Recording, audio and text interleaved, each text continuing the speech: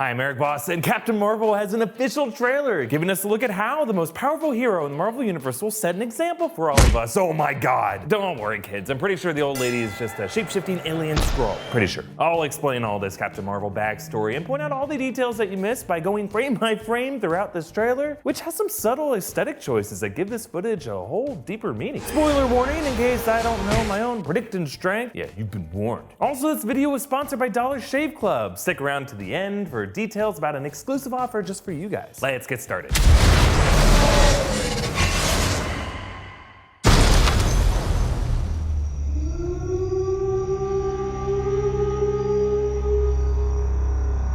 Okay, right away we see Carol Danvers, played by Brie Larson, blasting away from this exploding ship. Now at first it appears like she's in an escape pod, but it apparently disintegrates during the descent. Marvel has said that when this movie begins, Carol Danvers will already have her powers, unlike some other origin stories that we've seen. But based on the footage in this trailer, it looks like her origin may still be revealed through flashbacks, which we'll see later. The story will also be set in the 1990s, which this trailer shows us by having her crash into a blockbuster. So ancient. Along with a video rental store setting the time period, I just like this meta joke of this new superpowered woman landing on Earth, literally shaking up the action movies that we're familiar with. Captain Marvel is a fish out of water on this planet, but also a newcomer of a different sort within this genre of Hollywood cinema. And just a little background on who Captain Marvel is. Carol Danvers was an Air Force pilot who gained her powers from a Kree warrior known as Mar-Vell. The Kree are an ancient militaristic race of aliens in a war with another race called the Skrull. More on them in a bit. We've seen the Kree in the MCU before. Characters like Ronan and Korath from Guardians of the Galaxy are Kree, and they do appear in this movie. In the older comics, Captain Marvel was actually a male who passed on his powers to Carol, who went by the name Miss Marvel for decades. But the more recent comic relaunch of the character, the really popular one, established her with the Captain Marvel name, no Ms. in her backstory. And that's what this movie's doing too. So let's keep watching. War is a universal language. I know a renegade soldier when I see one. Never occurred to me that one might come from above. So in case you're wondering, the music that we start to hear in this part is a track called Luminous and Unstoppable, composed by Alexander Dmitrijevic. I honestly couldn't think of better adjectives for Captain Marvel in this trailer. And speaking of luminous, what do you guys think those lights are? The ones that are beaming onto Carol. Back in the last shot, we saw a flicker illuminate inside the blockbuster back from that exterior angle. And at first I thought those were emergency lights, but you can definitely see that the emergency lights are already lit up. So these lights must be something else. Perhaps like a beaming message or a warning from the debris of the Kree escape pod that she crash landed with. And as we hear the voice of Nick Fury, we see Carol walking through a Los Angeles train station. Now, as an LA resident myself, I can tell you that this city ain't exactly known for public transport, and our train lines are pretty recent. But if you look closely, you can see that Carol is in the 7th Street Metro Center station, which I looked it up, opened in 1991, and the lower level 93, so the timeline actually matches up. Anyway, I think this crash landing in the blockbuster will lead to a chase through the 90s Los Angeles train and bus lines, with Carol as a sort of super outcast, kind of like the way Cap was in New York. Let's move on.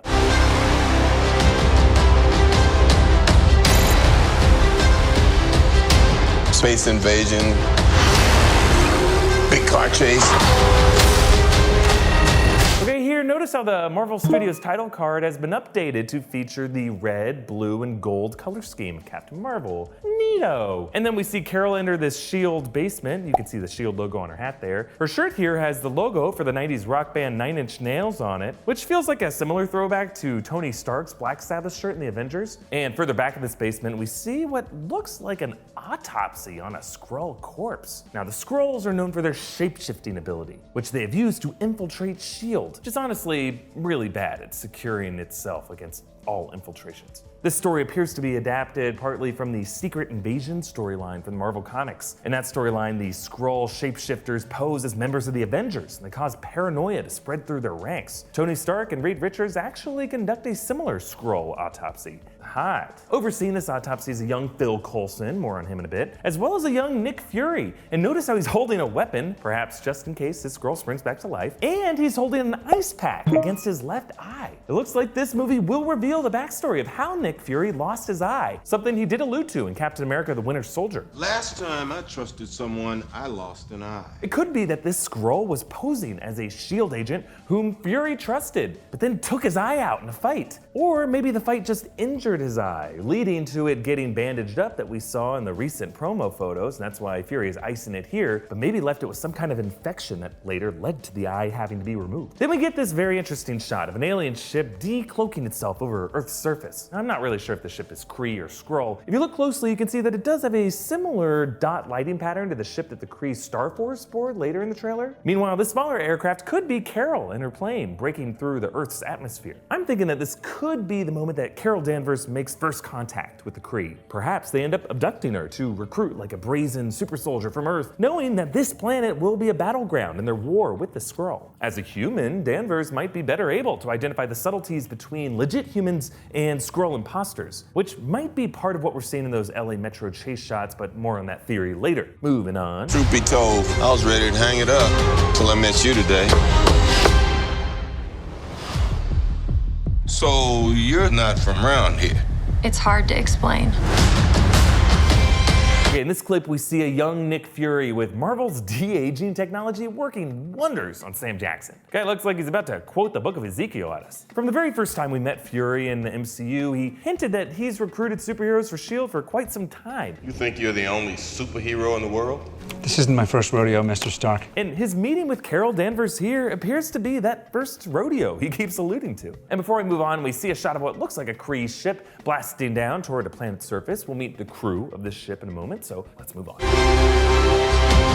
I keep having these memories. I see flashes. I think I had a life here.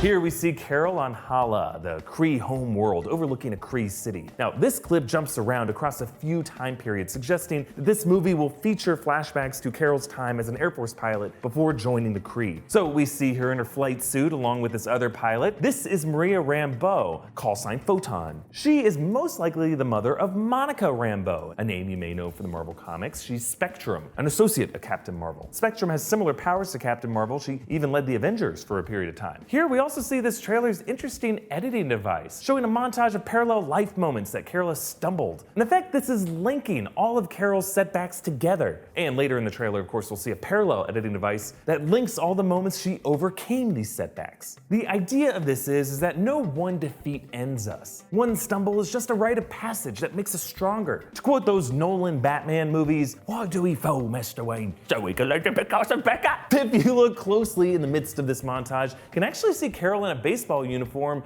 and the team name is the Sparrows. It sounds like Sparrow will actually be Carol Danvers' call sign. Last year, Brie Larson wrote a tribute to a deceased Air Force pilot who trained her while she was working on this movie, and she signed it Sparrow. Let's move on. But I can't tell if it's real. So in the short clip, we see that Carol may be suffering from some kind of memory loss, perhaps due to the Kree wiping her memory or maybe implanting fake memories in her mind. Maybe trying to turn her into a Kree super soldier, the way Hydra brainwashed the Winter Soldier. But then it looks like the real memories of her past life keep echoing into her mind whenever she finds herself in new parallel experiences. This could end up being a source of conflict between this model soldier and her Kree compatriots. But a little detail I want to point out here, look closely at Carol's eyes. There is definitely something being reflected in her pupils there. To me, I don't know, it kind of looks like tips of spacecrafts docking. Let me know what it looks like to you in the comments below. In the meantime, let's move on.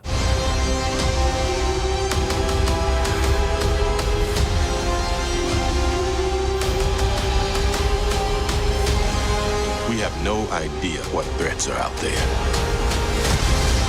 Whoa, okay, there's a lot to talk about here. First, we see Carol Danvers with the Star Force. They're described as an elite Kree military unit, kind of like SEAL Team 6 of space. On this team is Korath, Jaimin Hansu's character we saw in Guardians of the Galaxy. There's also Minerva, Dr. Minerva in the Marvel comics. She's played by Gemma Chan. Minerva is a Kree geneticist obsessed with finding ways of ending her race's genetic stagnation. Basically, their society has become so utopian that they're no longer evolving. Another member is Atlas, Captain Atlas in the comics. He's played by Algenis Perez Soto, as well as Bron Char, played by Runa Tempta. He wasn't a member of the Star Force in the comics, but his one claim to fame was that he was a Kree soldier who broke one of Captain America's shields. Anyway, I think it's clear that some major stuff's gonna go down with the Star Force. For starters, we know that Korath eventually defects from the Kree, along with Ronan, who's also in this movie. Remember, Ronan eventually gets disavowed by the Kree Society, which we learned at the start of the Guardians of the Galaxy. And something is going to cause this band to break up. My prediction is that this movie will pull from the Operation Galactic Storm storyline in the Marvel Comics. That ends with the Kree homeworld being decimated by a massive bomb. And we find out that that was actually orchestrated by the Kree Supreme Intelligence, who hoped to cause mutations among the survivors of their own race and break past that whole Kree genetic stagnation that I mentioned before. It's a super dark and very Watchmen-style twist. Atlas actually kills himself when he learns the truth behind the conspiracy. And this event, or at least the conspiracy to attempt this genocide, could be what divides the Kree like Ronan and Korath from the others. Maybe that plot is what leads to them becoming these extremist war criminals. It's also possible that Jude Law's character could be behind such a move. Originally, we assumed that he would be playing Mar-Vell, that male Kree who originally carried the Captain Marvel name, but so far Marvel has only named him as the commander of the Star Force, so we don't know what his name is. That has led to some of us to speculate that he could be Yon-Rogg, a Kree villain and a primary foe to Carol Danvers in the comics. Let me know what you think about this theory in the comments below, but let's also move on to this shot of young Carol, who's on some kind of runway. Notice how this shot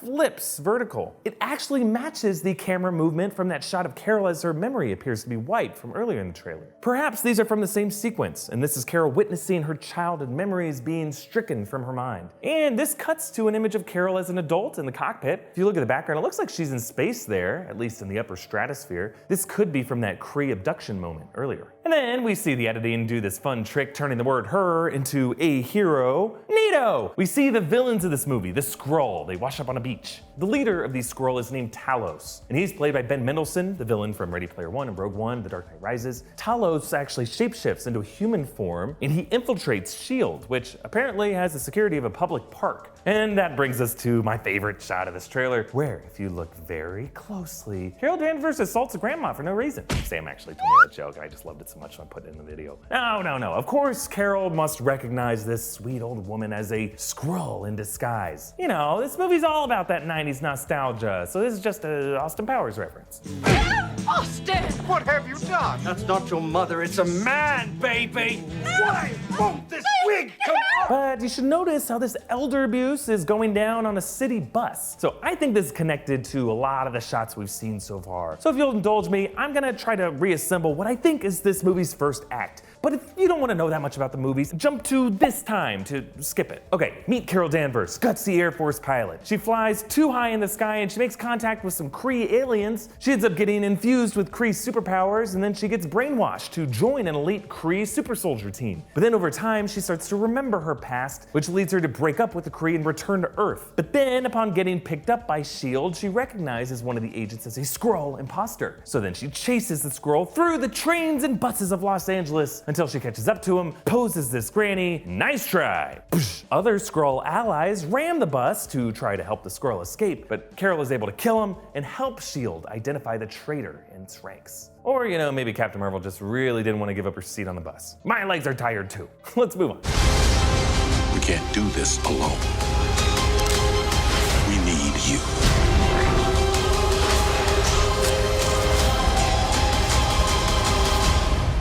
Okay, in this clip, we see Ronan the Accuser, Lee Pace's character from the Guardians of the Galaxy. He's looking down at Earth from this ship. Now, in this movie, he's still a ranking member of the Kree Society. So maybe this scene is part of Carol Danvers' abduction. He's like locking eyes with her from his ship to her in the cockpit. We also see a young Phil Coulson, with most of the de-aging effects here going into just giving him more hair. Also, I like how all S.H.I.E.L.D. agents apparently make a big point of dramatically removing their sunglasses. We also see a close-up of this pager, which Nick Fury keeps on his hip. Now, I'm assuming this is a nod to the Captain Marvel pager that Nick Fury tried to use in the post-credits scene of Avengers Infinity War, but I should say that pager looked way more souped up than this one does. I suppose it could be the same one, and just over the years Nick Fury added a bunch of little enhancements and add-ons to amplify its signal so that it can reach wherever Captain Marvel is hiding. And then there are these cool shots of the Star Force on a mission underwater with Carol's helmet in a mohawk style that's similar to her appearance in the comics. Neato! And if it's not really clear how the hair coming out like that would allow the helmet as a whole to be watertight, if you look closely, it doesn't look like the Star Force are using a similar holographic spacesuit as the one that we saw in Guardians Volume 2.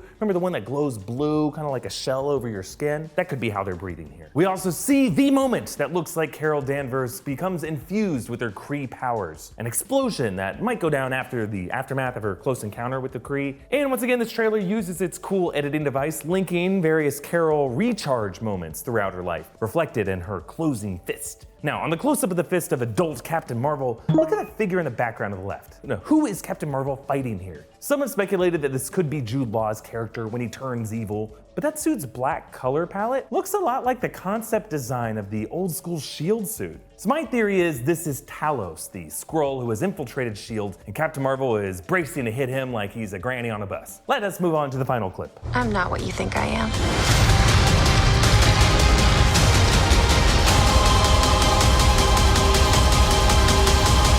Okay, so when Carol says, "I'm not what you think I am," look at the lower edge of the frame. That hair looks like it could belong to a young girl that Carol is talking to. I'm predicting this could be a young Monica Rambeau, Maria's daughter. I think in this movie we'll see Carol form a relationship with a young girl in the 90s so that they can bring Spectrum into the MCU when Captain Marvel returns in the present day for Avengers 4. This final shot shows Captain Marvel in her iconic suit, powering up. In the comics, this state of power is known as going binary. Captain Marvel is tapping into the power of a white hole, which is basically a theoretical opposite of a black hole. So rather than light and matter going into it and can never escape, this opposite version, infinite amounts of matter and light burst from it. Binary is what makes Captain Marvel the most powerful hero in the Marvel universe. Actually, in the comics, it doesn't necessarily make her more powerful than characters like Thor, but in the Marvel Cinematic Universe, characters' relative powers have been scaled differently. So it looks like when she goes binary, her power might be on par with Thanos in the 6 Infinity Stones. Anyway, I expect the Captain Marvel movie to lean very heavily into this whole space-time component of her power. Notice actually the way the title forms with the letters webbed together with these curved graph lines, kind of like the ones that depict astrophysics and gravitational charts. Some have also said that the glowing energy around her arms and body is a similar color tone to quantum energy from Ant-Man and the Wasp. I guess if there's a way to use science fiction to link the micro side of the MCU to the macro, this movie could break our brains like that. And for those of you who love the Captain Marvel comics and were hoping for a cameo from Chewie, Carol Danvers' cat, who actually later gets revealed as an alien called a Flurkin, don't you worry. If you look closely at the poster released for the movie, hidden over there in the side in the shadows is definitely a cat butt. So they didn't forget Chewie.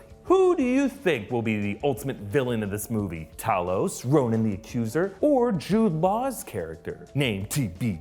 Comment down below with your thoughts and follow me on Twitter and Instagram at EA Voss. This video was sponsored by Dollar Shave Club. Look, we all have our everyday grooming routines. Sometimes you just wake up feeling like you crashed through a ceiling and your hair just ain't settling right. Well, I bet you didn't know that Dollar Shave Club, yes, that Dollar Shave Club has all your grooming products. Toothpaste, body wash, hairstyling products, everything you need to look, feel, and smell your best. I had no idea they covered this much. I've wasted so much time wandering through drugstore aisles. I get confused easily. So check it out. You got your toothpaste and toothbrush, and this calming body cleanser is great for soothing your skin after Captain Marvel randomly punches it. Dollar Shave Club is basically giving away their daily essentials starter set to new members for only $5. This starter set features 3 trial-size versions of their most popular products that help you stay fresh and clean, along with their executive razor. In your first box, you'll receive their shave butter and body wash and One Wipe Charlie's butt wipes. You'll also receive their executive razor, which includes their premium weighty handle and full cassette cartridges. And after their first box, replacement cartridges are sent for only a few bucks a month. This $5 offer is available at dollarshaveclub.com/newrockstars. That's dollarshaveclub.com/newrockstars. Ooh, also, if you love Marvel stuff and you live in the LA area, you really gotta check out my live comedy show called Infinity Fan. Yeah, I say the word infinity a lot in it.